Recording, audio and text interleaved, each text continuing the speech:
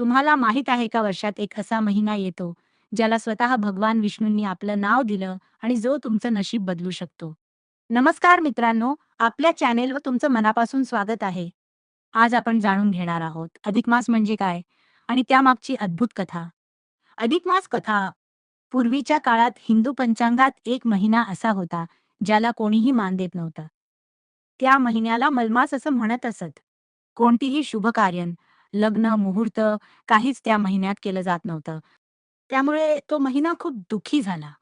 तो थेट भगवान विष्णूंकडे गेला आणि म्हणाला, "प्रभू, सगळे मला वाईट समजतात, मला कोणी मान देत नाही." भगवान विष्णूंना त्याची दया आली आणि त्यांनी त्या महिन्याला आपलं नाव दिलं, पुरुषोत्तम मास.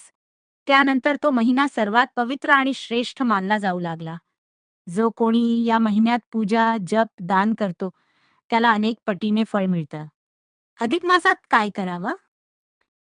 भगवान विष्णूंची पूजा, जप, तप, दान, गीता, रामायण वाचन. काय टाळावं? लग्न, गृहप्रवेश, मोठे शुभकार्य.